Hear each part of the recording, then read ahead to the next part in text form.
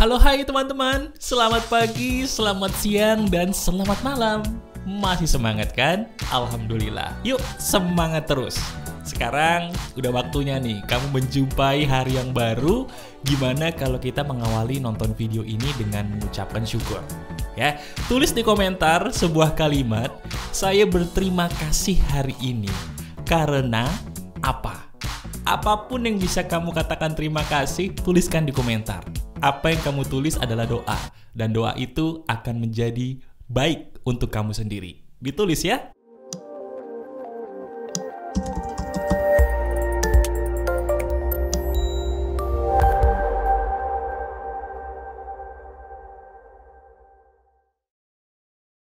Kenapa sih kok saya tidak bisa sepositif dia? Kenapa ya kok saya bisa senegatif ini dalam hidup? Salah saya tuh di mana? Halo teman-teman, ada saya kembali Aryan Surya, sahabat baik kamu dari Pagar Kehidupan. Bener gak sih kalau pertanyaan yang saya tanyakan tadi di bagian depan itu adalah pertanyaan yang belakangan ini pernah hadir dalam hati kamu? Kalau iya, ini bisa jadi adalah podcast yang benar-benar kamu tunggu-tunggu. Dan ini tidak kebetulan, ada kuasa yang maha kuasa yang mencintai kamu selama ini menuntun kamu ke video ini. Bersyukur dulu ya. Gini loh, pernah nggak sih kita atau kamu merasakan suatu pertanyaan yang membuat kamu tuh menjadi sedih? Yaitu pertanyaan, kenapa saya kok bisa gini ya mas? Saya itu kalau sama orang lain gampang banget sakit hati. Saya itu kalau sama orang lain gampang banget mudah tersinggung. Saya itu kalau dibandingin orang lain mas, kok saya bisa senegatif ini? Padahal saya tuh pengen jadi orang positif kayak dia. Tapi kok nggak bisa ya mas? Salah saya tuh di mana? Pertanyaan itu, percaya atau tidak, juga pernah saya tanyakan kepada diri saya sendiri sekitar 8 tahun yang lalu. Benar, pertanyaannya sama seperti kamu. Kenapa saya bisa sesensitif itu? Jawabannya sederhana. Kamu tahu nggak sih, kalau tiap orang, yaitu kamu sebagai sahabat saya, itu punya pengalaman yang berbeda-beda. Sekarang coba, ingat-ingat lagi. Kapan terakhir kali kamu ngerasa tersinggung sama ucapan orang? Kapan? Ingat-ingat aja. Kamu ingat nggak perkataan dia seperti apa? Nyakitin ya?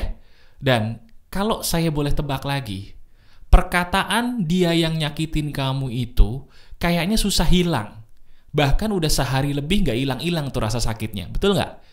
Nah, sekarang saya ingin ngasih tahu kepada kamu kenapa hal seperti itu bisa terjadi dalam hidup kamu. Nih, saya kasih tahu. Kamu itu bisa mudah tersinggung karena dirimu di masa lalu punya pengalaman yang pedih banget, nyakitin banget, ngecewain banget, yang ada kaitannya persis dengan kata-kata yang diucapkan orang tadi.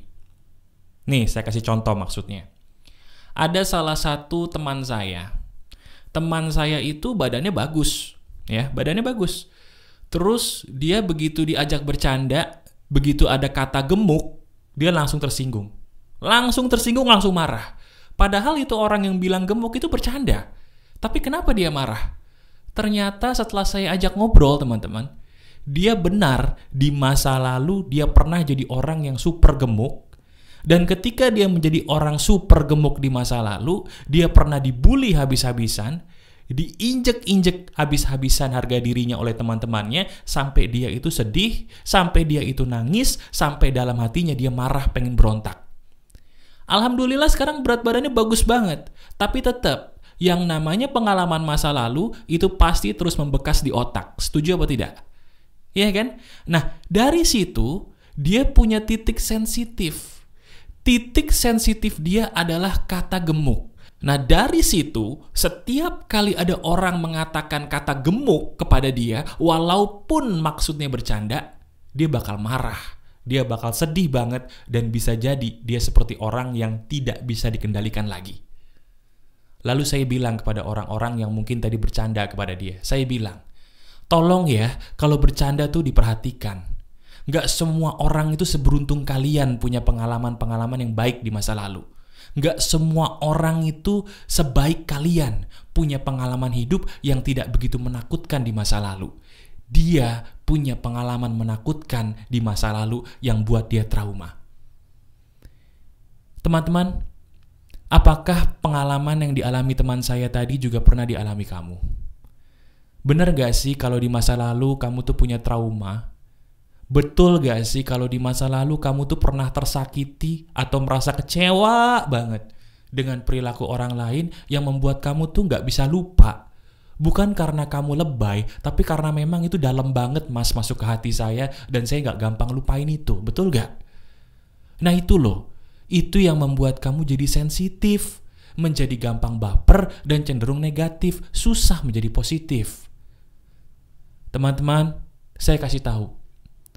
Tiap orang itu punya titik sensitif yang berbeda-beda.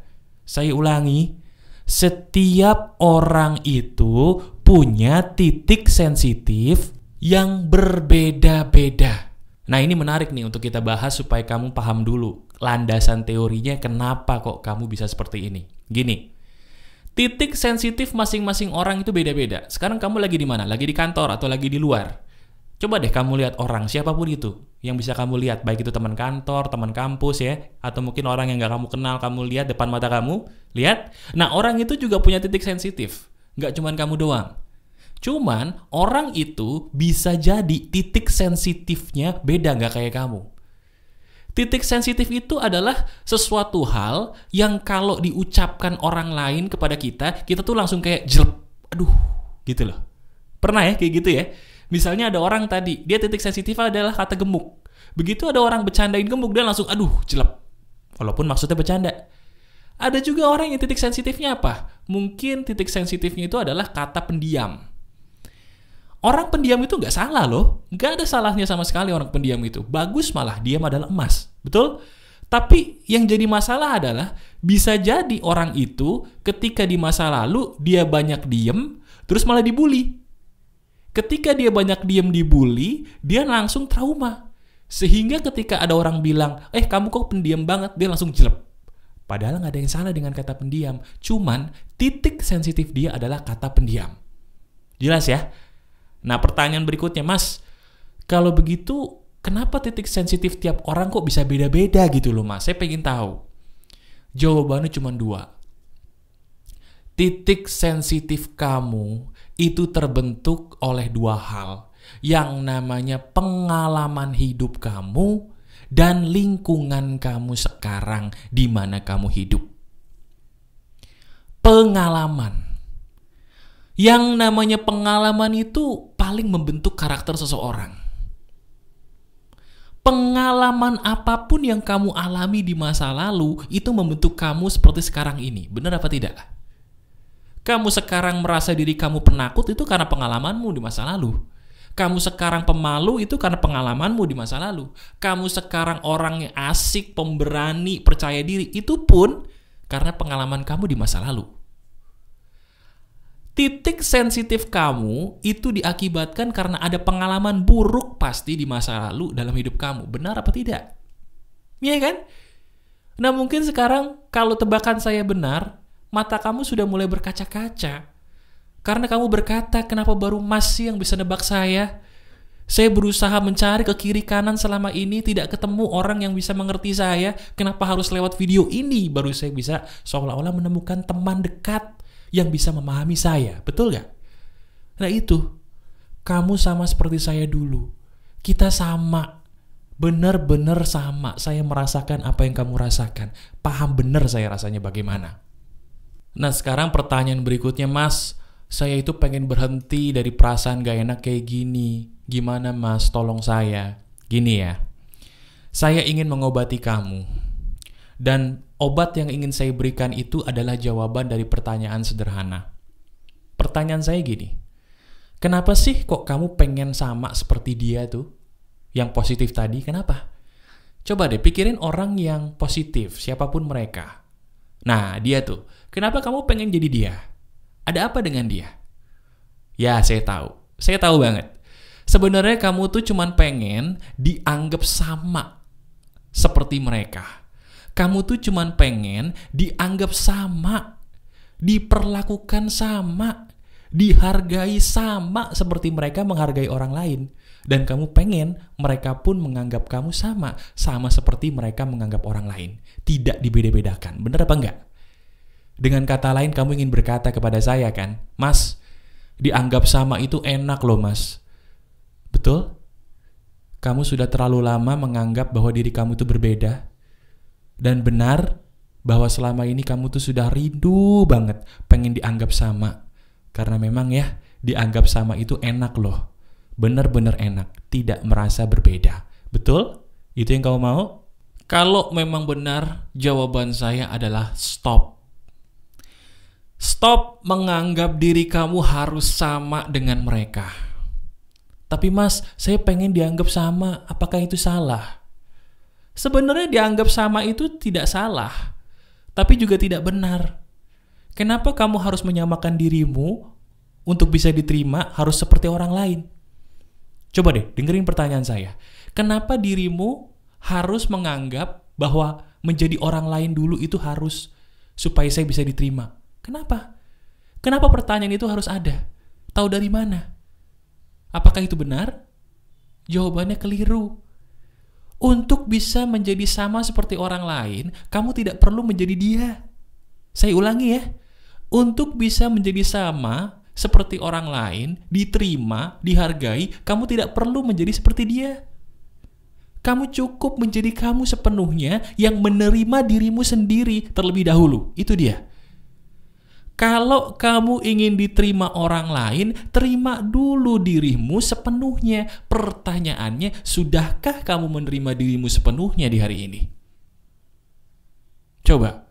Sudahkah kamu menerima tubuhmu, dirimu sepenuhnya di hari ini? Sudah belum?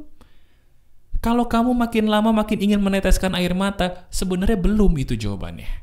Dan kamu sudah capek. Capek gak sih ketika kamu ingin jadi orang lain terus? Capek gak? Lelah ya? Lelah banget, capek banget. Nah sekarang stop. Saya menjadi sahabat kamu menemukan pagar kehidupan, menonton video ini, itu bukan kebetulan. Kalau kamu belum bisa menjadi orang yang lebih baik, perlahan-lahan kamu akan menjadi lebih baik karena kamu sahabat saya. Itulah tugas saya di telinga kamu, di depan mata kamu, menuntun dengan seizin Tuhan jalan hidupmu ke arah yang lebih baik. Jadi sekarang saya minta tolong nomor satu, stop ingin menjadi dia. Nomor 2, kamu taruh di dalam hati kamu, katakan dengan suara lantang sekarang, katakan dengan suara lantang, saya tidak perlu menjadi sempurna untuk diterima orang. Katakan. Katakan lagi, saya hanya perlu menerima diri saya sepenuhnya. Katakan lagi, saya menerima tubuh saya, diri saya. Gimana? Kamu sudah mulai sadar bahwa ternyata selama ini diri kamu tidak bisa menerima tubuh kamu sendiri? Nah, sekarang gini.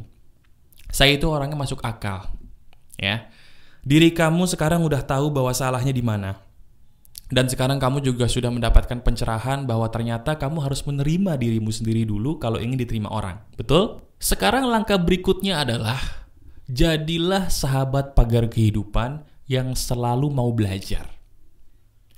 Pagar kehidupan itu bisa hadir dalam hidup kamu bukan sebagai guru, bukan, tapi sebagai sahabat. Kamu ini adalah orang yang bisa jadi tersakiti atau disakiti oleh masa lalu. Saya tahu itu. Sekarang jadikan pagar kehidupan ini sahabat kamu.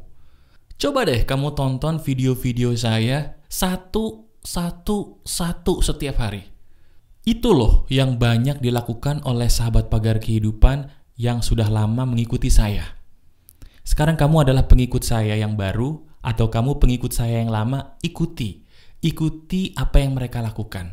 Sembuhkan batinmu, berikan semuanya waktu, dan berikan semua obat yang tepat. Salah satunya video-video yang sudah saya buat. Apa yang saya buat, seizin Tuhan, insya Allah bisa mengobati kamu. Asal kamu berikan dirimu waktu dan kesadaran bahwa semua itu tidak seberat yang kamu pikir. Oke? Semangat ya! Kamu luar biasa loh. Diri kamu ini adalah orang yang luar biasa karena mau menonton video ini sampai menit ini dan bisa mengikuti apa yang saya katakan dan mau berubah. Tidak semua orang mau berubah. Kamu itu hebat. Ya, teruskan apa yang mau kamu lakukan dan cintai dirimu sebelum kamu menginginkan dicintai orang lain. Masih ada saya, Aryan Surya, sahabat baik kamu dari Pagar Kehidupan. Tetap keep the spirit, keep sharing, and keep loving. Bye-bye.